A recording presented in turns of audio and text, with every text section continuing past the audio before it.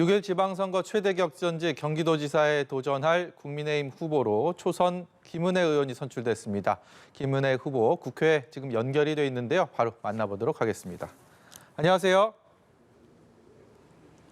안녕하십니까. 김은혜 의원입니다. 예, 먼저 축하드립니다. 고맙습니다. 늘상 드리는 질문인데 이런 결과 예상하셨습니까? 기대를 안 했다라고 하면 그거는 사실과 다르고요. 그렇지만 한순간 한순간 경기도민 여러분들과 당원 여러분들에게 제가 그동안 얼마나 준비를 했고 또 그동안 경기도민의 고충과 고통에 함께 해결하려고 했는지 보여드리기 위해서 최선을 다했다고 생각을 하고요. 그 부분을 평가해 주신 게 아닐까 생각합니다. 이번 경선 과정에서 계속 따라다녔던 얘기 중에 하나가 바로 윤심입니다. 네. 이 여론조사와 당원 투표, 일반 여론 이렇게 함께 50대 50으로 하다 보니까 윤심이 누구를 선택할 것이냐, 그것이 바로 김은혜 의원이 될 것이다라는 얘기들 많았고요. 너무 많이 그 얘기 들으셨을 텐데 실제 결과에서도 작용이 됐다라고 생각하십니까? 윤심이라고 한다면 저는 그 방향추는 중립을 보고 있었다라고 생각을 하고요. 그리고 당신과 민심이 크게 분리가 된다고 생각하지는 않습니다. 무엇보다도 정권교체가 미완인 상태에서는 경기도에서 정권교체를 끝내고 그리고 그 승부수는 김은혜가 던져야 본선 경쟁력이 있을 것이다라고 도민 여러분들께서 판단하신 게 아닐까 생각하고요. 예. 무엇보다도 제가 경기도에서 의정 활동을 하면서 경제의 거대 담론을 이번 경선에서 던지기보다는 구체적으로 우리가 생활을 하면서 밀착해 체감됐던 그런 현안을 또 디테일 있는 승부를 던진 게 그게 도민분들께 이 후보면 되겠다라는 그런 판단을 하신 게 아닐까 생각을 해보고 싶습니다. 이 경선 결과 나오기 전에 마지막 TV 토론회 네. 저희 연합뉴스 TV랑 하셨습니다. 거기서도 많이 강조했던 것이 과연 이 경기도에 많은 주민들이, 도민들이 불편을 겪고 있는 부분들, 그러니까 교통에 대해서 출근길 교통 과연 어떻게 해결할 것인가 강조를 하셨는데 이 자리를 빌려서 다시 한번 네. 어떻게 경기도지사가 되면 해결할 것인지에 대해서 여쭤보도록 하겠습니다. 그러니까요. 경기도는 그만큼의 걸맞는 대우를 받지 못했다고 생각합니다. 도내 경제 성장률도 서울보다 40조 이상 많습니다. 그렇지만 예산은 또 11조 이상 덜 받고 있죠. 경기도가 또 주민분들은 서울과 같은 생활권으로 출퇴근을 하고 있지만 매일처럼 교통이 고통처럼 여기는 상황에 직면해 있습니다. 내 집 마련을 위해서 경기도에 오신 분들이 많아도 걸맞는 안정적인 주거가 공급되지 못하고 있고요. 지난 5년 동안 민주당 정권에서 이 문제가 해결되길 바랬지만 멈춰 서 있었습니다.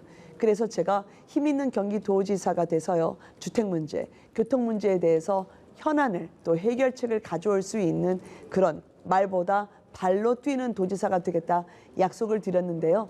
철의 여인보다는 철도를 까는 여인으로 많은 경기도민이 불러주시는 것처럼 함께 생활하면서 함께 우리가 지자체 그리고 새 정부에서 협력을 도출할 수 있는 그런 환상의 복식조를 이루는 지사로 여러분들께 인사를 드리고 싶습니다. 네.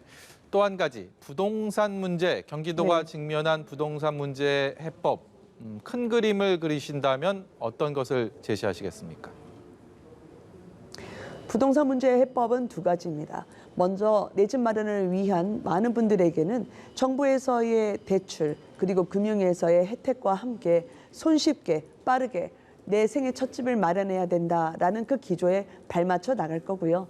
그리고 내 집을 마련하지 못하신 분들에게도 전세나 월세 시장에 있어서 민간의 창의를 존중하고 또 LH나 GH의 역할을 개혁을 통한 성장을 이룸으로써 훨씬 더 질 좋고 그리고 편안한 주거 환경을 제공하는 것이 저의 임무라고 생각을 합니다. 예. 1개 신도시 같은 경우에는요. 5개 신도시의 재개발, 재건축이 멈춰져 있는 상태입니다.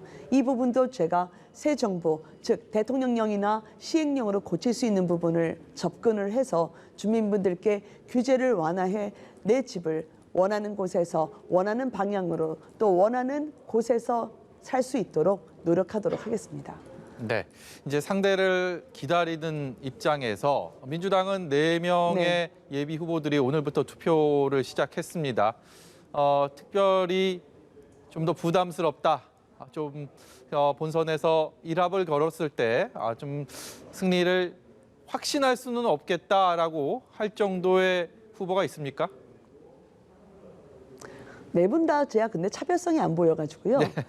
이 정도로 계속 유지가 된다면 어느 분하고도 싸워도 이길 수 있다고 생각합니다. 왜냐하면 어제 경선 토론을 보니까 경기도민을 위해서 무엇을 할 수 있는지를 말씀하시는 게 아니라 예. 이재명 상임고문과 얼마나 깊은 인연이 있는지만 강조를 하시더라고요.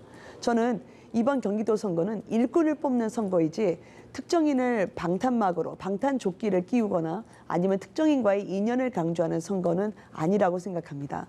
따라서 저 김은혜와 함께 GTX를 타고 미래로 가시겠습니까? 아니면 이재명 상임고문과의 인연을 강조하는 과거로 가시겠습니까? 라를 물으면서 미래와 과거 둘 중에 하나에 대한 선택은 경기도민분들께 자명할 거라고 감히 생각하고 싶습니다. 네, 그 특정인 이재명 전 지사를 말씀하셨는데 이재명 전 지사가 그래도 경기도민에게 가지고 있는 소구력이 좀 있지 않습니까? 이번 대선에서도 그렇습니다. 실제로 윤석열 당선인보다 더 많은 득표를 경기도에선 했고 또 정치적인 고향이기 때문에 그럼에도 불구하고 이재명 지사가 경기지사로서 이뤘던 것들 중에서 내가 이거는 무조건 바꿔야 된다. 이런 게 혹시 있습니까? 저는 공적과 상식을 다시 세우는 게 제가 해야 할 일이라고 생각을 합니다. 대장동도 그렇고 백현동, 성남FC 그리고 법인카드까지 지금 묵묵히 일하는 많은 공직자분들에게 부인에게 법인카드를 줘서 생선초밥을 먹게 하라고 하면 웬만한 분들은 그게 담이 떨려서 제대로 못하죠. 저는 권력을 가진 사람은 국민에게 부여받은 권력을 신성하게 자신이 아닌 국민을 위해서 활용하고 이용해야 된다고 생각을 합니다. 따라서 경기도민을 위한 도정을 펼친 데 저는 집중하고 싶습니다.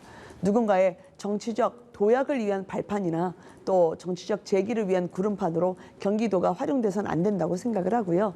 저의 최종 목표는 그래서 제가 아닌 경기도민에 맞춰져 있습니다. 무엇보다 경기도민이 행복해져야죠. 행복해지려면 경기도 자체가 서울보다 더 잘 살고 서울보다 더 대접을 받아야 됩니다. 저는 그게 온당한 상식의 회복이라고 생각하고요. 대한민국의 심장이라고 얘기했지만 제대로 심장을 가동하게 할 경제산업단지 일자리 아무것도 주질 않았습니다. 예. 그래서 멈춘 심장을 다시 박동시키게 하고 싶습니다. 지방선거 최대 격전지 경기도 다 그렇게 꼽고 있는데 반드시 네. 승리를 하기 위해서는 유승민 전 의원, 유승민 후보와의 또 손을 잡는 모습들도 국민의힘 지지자들은 기대를 하실 겁니다. 결과가 나오고 나서 유승민 후보와 얘기를 특별히 한 게 있는지 그리고 앞으로는 또 어떤 소통을 해갈 계획이 있으신지 여쭤보겠습니다. 네, 제가 그 연락을 계속 드리고 있고요. 저하고는 제가 함께 설 수 있었던 게 영광이라고 느껴질 정도로 저에겐 정치적으로 대선배이시자 또 대선을 2번이나 치렀던 훌륭한 지도자셨기 때문에 유승민 후보님의 공약 그리고 그 지혜와 연륜을 제가 앞으로 선거를 임하는 데 있어서도 꼭 함께 했으면 좋겠다라는 바람을 안고 있습니다. 이번 선거는 특히 저희 국민의힘 경선은 유승민, 김은혜 누구의 승패가 아니라 국민 여러분께 새로운 대안으로 경기도의 새로운 변화를 꿈꾸는 젊고 역동적인 제가 바랬던 저의 후보로서의 경쟁력과 연륜과 지혜를 갖고 있었던 유승민 후보님이 보여주셨던 시너지였다고 생각합니다. 그것은 네거티브도 아니고 누군가의 후광을 바라는 그런 후진적인 선거도 아닌 정책 대안을 위해서 치열하게 맞붙고 아름답게 경쟁을 펼쳤던 경선이라고 자부하고 싶습니다. 그런 시너지가 앞으로 경기도 본선에서도 펼쳐질 수 있도록 노력하겠습니다. 예, 마지막으로요. 지방선거와는 좀 무관한 얘기인데 네. 오늘 박병석 국회의장이 여야 원내대표와 이른바 검수완박 법안, 검찰개혁안에 대해서 중재를 했습니다. 어떤 생각이 드셨습니까? 경제 비리 또 부패 범죄 같은 경우에는 보통 분들은 상상할 수도 없고 감히 생각할 수도 없는 범죄죠. 검수완박이 원본 그대로 원안 그대로 통과됐다면 아마 범죄를 저지른 분들은 발 뻗고 편히 잤을 겁니다. 그리고 그 피해는 범죄 피해자인 서민분들이나 약자였겠죠. 이 정도까지 그래도 절충이 돼서 큰 경제나 부패 범죄를 검찰이 가져가면서 서민과 약자의 삶을 보장할 수 있는 절충이 된 것은 경선을 뛰었던, 그리고 이번 지방선거를 임하는 후보자 입장에서도 다행한 일이라 생각하고요. 다만 절충한 대로 잘 타결이 될지 여야 협상은 원내를 잘 지켜보도록 하겠습니다. 네, 오늘 말씀 여기까지 듣도록 하겠습니다. 고맙습니다. 고맙습니다.